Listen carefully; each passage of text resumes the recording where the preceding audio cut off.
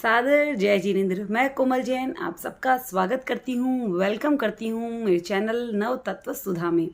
हम स्वाध्याय कर रहे हैं जैन तत्व विद्या का।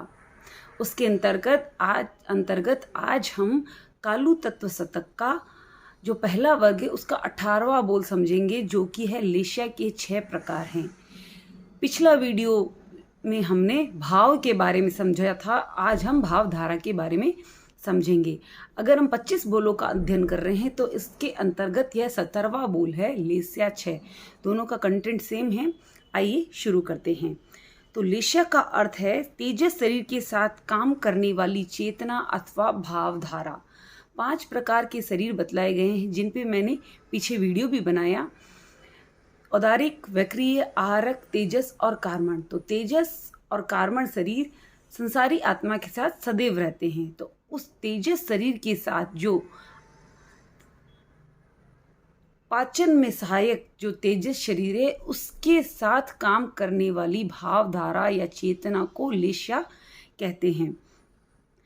एक और परिभाषा है, जीव के शुभाशुभ परिणाम को लेशा कहते हैं। जीव का जो शुभ और अशुभ परिणाम है उसे भी लेशा कहते हैं। जब आत्मा कर्म युक्त होती है तो वह अपनी और पुद्गलों को आकर्षित करती है। पुद्गल के साथ उसका घनिष्ठ संबंध होता है। वह हर क्षण पुद्गलों को आकर्षित करती हैं। तो वह पुद्गल शुभ और अशुभ दोनों प्रकार के हो सकते हैं। अच्छे पुद्गल हमारे अच्छे विचारों में सहायक बनते हैं, जबकि खराब पुद्गल बुरे विचारों में सहायक बनते हैं।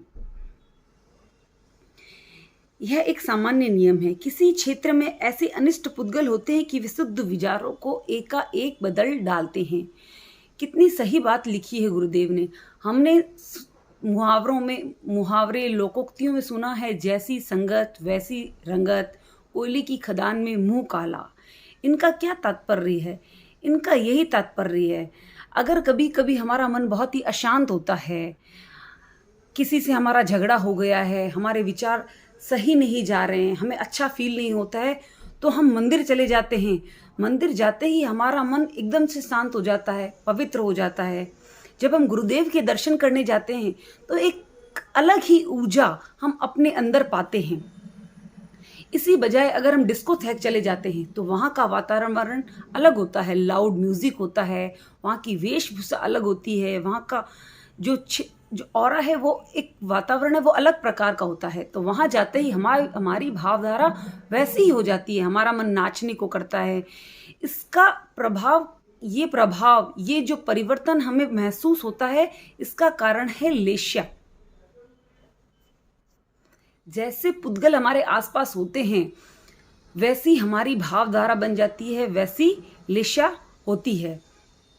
इसीलिए कहते हैं पॉजिटिव लोगों के साथ रहो, अच्छे लोगों के साथ रहो, पॉजिटिव बातें सोचो। जिस तरह के वातावरण में हम रहेंगे वैसा ही हमारा मन कार्य करता है।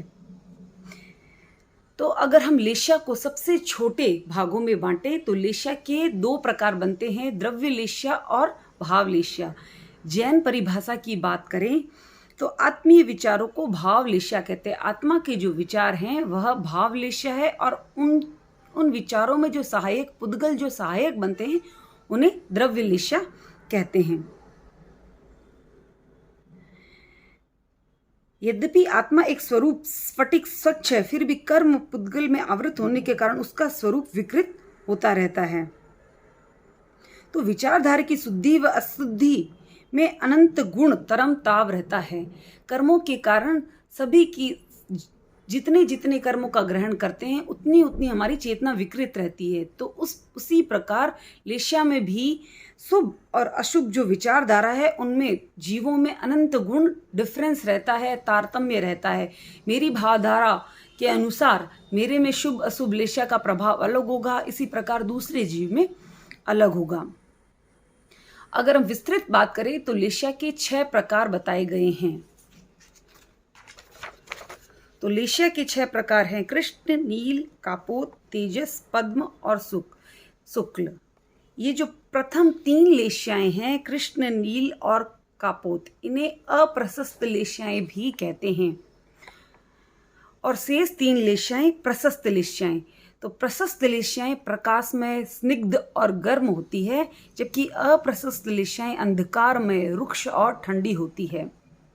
ये तीनों अशुभ लेशियाओं के अंतर्गत गिनी जाती है। तो अशुभ लेशिया के स्पंदन से जब मन वचन काया की प्रवृत्ति होती है, जिसे योग कहते हैं, उससे पहले की भावधारा को हम लेशिया कहते हैं। तब जब स्पंदन होता है उस लेशिया का स्पंदन जीव के भीतर होता है, तो व्यक्ति के मन में हिंसा, झूठ, चोरी, ईर्ष्या, घृणा, शोक आदि बुरे विचार, बुरे भाव जागृत होते हैं। और जब व्यक्ति शुभ लेशिया में होता है, तो शुभ लेशिया के स्पंदनों से अभय, मैत्री, शांति, जितेंद्रियता, क्षमा और आदि पवित्र भावों का विकास व्यक्ति के अंदर होता है। जीव अजीव पुस्तक में, जो कि आचार्य श्री महाप्रज्ञ जी द्वारा लिखित है, उसमें एक लेशिया तंत्र भी दिया है। इसके अंतर्गत 6 लेशियाओं के 6 रंग, उनके वर्ण भी बताए गए हैं। आप चाहें तो उसका स्क्रीनशॉट भी ले सकते हैं। तो पहली लेशिया है कृष्ण लेशिया। तो इसका वर्ण है काजल के समान काला। इसे काजल के समान काले रंग की बताया गया है। और इसका रस नीम से अनंत गुण कटु। जो नीम होता है वह कितना खारा होता है कि हम मुंह में अगर पत्ती रख लें तो तुरंत ही उसका खारापन हमारे मुंह में घुल जाता है, फिर बहुत देर तक नहीं जाता है। तो नीम से अनंत गुण कटु इसका रस बताया गया है। ये उदाहरण दिए हैं ताकि लेशिया को हम इन उदाहरणों के द्वारा आसानी से समझ सकें। ये 6 लेशियाओं की जो हम रंगों के साथ तुलना कर रहे हैं, उसका एक कारण यह भी है कि भावधारा शुभ और अशुभ दोनों प्रकार की होती है। इसके निर्माण में रंगों का बहुत ही बड़ा हाथ होता है। लाल, पीला और जो सफ़ेद रंग है वो भावधारा की शुद्धि का उपाय है। विशुद्ध भाव, जब हमारी भावधारा विशुद्ध होती है तो शारीरिक और मानसिक बीमारी दूर होती है। और अगर हमारी भावधारा अशुभ होती है तो बीमारियों को हम अपनी तरफ खींचते हैं, खुद ही बुलाते हैं। प्रेक्षा ध्यान के अंतर्गत नवकार मंत्र के साथ विभिन्न रंगों का ध्यान कराया जाता है। ज्ञान केंद्र पर येलो रंग का ध्यान, क्रोध शांत करने के लिए ज्योति केंद्र पर चमकते हुए सफ़ेद रंग का ध्यान। ये रंगों का ध्यान इसी कारण कराया जाता है। इन ध्यान से हमारी भावधारा शुभ होती है और शुभ भावधारा के परिणाम भी शुभ होते हैं। तो आगे बढ़ते हैं। हमने बात की थी कृष्ण लेशिया का वर्ण और रस। अब जो कृष्ण लेशिया है उसके लक्षण क्या होते हैं? मानसिक, वाचिक एवं कायिक क्रियाओं में असंयम रखना, बिना सोचे समझे काम करना, क्रूर व्यवहार करना, ये सभी कृष्ण लेशिया के लक्षण हैं। दूसरा है नील लेशिया। तो नील लेशिया नीलम के समान नीला, इसका रंग बताया गया है। सौंठ के अनंत गुण तीक्ष्ण, इसका रंग बताया गया है। यहाँ इसकी गंध भी बताई गई है। मृत सर्प की गंध से अनंत गुण अनिष्ट इसकी गंध होती है। मृत सांप होता है, उसके शरीर से जो गंध आती है उससे भी अनंत गुण अनिष्ट गंध इसके अंतर्गत बताई गई है। तो नील लेशिया के लक्षण क्या है? कपट करना, निर्लज होना, स्वाद लोलुप होना, पौद्गलिक सुखों की खोज करना आदि नील लेशिया के परिणाम है। नील लेशिया के कारण व्यक्ति यह सब कार्य करता है। उसके बाद है कापोत लेशिया। कबूतर के गले के समान इसका रंग बताया गया है और कच्चे आम के रस से अनंत गुण कसेला। कच्चे आम का जो कसेलापन होता है उससे भी अनंत गुण इसका रस बताया गया है। और इससे क्या परिणाम होते हैं, क्या लक्षण होते हैं? इसके परिणाम है ममत्व से दूर रहना, धर्म पर रुचि, कार्य करने व बोलने में वक्रता रखना, दूसरों को कष्ट देने वाली भाषा बोलना आदि कापोत लेशिया के परिणाम है। कापोत लेशिया के कारण जीव बोलने में वक्र होता है, टेढ़ा होता है, दूसरों को कष्ट देने वाली भाषा का प्रयोग करता है। इस प्रकार के जो लक्षण हैं वह कापोत लेशिया के होते हैं। ये और भी हो सकते हैं। फिर है तेजस। अब हम अशुभ से शुभ लेशा की तरफ बढ़ रहे हैं। तो तेजस का रंग है हिंगुल, हिंगुल यानी सिंदूर के समान लाल। और इसका रस बताया गया है पक्के आम के रस से अनंत गुण मधुर। पका आम होता है वह बहुत ही मीठा होता है, तो उस मिठास से भी अनंत गुण मीठा इसका रस बताया गया है। और इसका क्या प्रभाव रहता है, क्या लक्षण रहता है? ममत्व से दूर रहना, यानी कि मोह ममता से दूर रहना, धर्म पर रुचि रखना आदि तेजोलेश्या के परिणाम हैं। जब व्यक्ति तेजोलेश्या में रहता है तो उसके स्वतः ही धर्म के भाव जागृत होते हैं, धर्म उसे अच्छा लगता है और उसके भीतर मोह कसाय स्वतः ही कम होता है। तेजस के बाद पद्म। पद्म का रंग हल्दी के समान पीला और मधु से अनंत गुण मिष्ट, मधु यानी शहद, शहद से अनंत गुण मीठा इसका रस बताया गया है।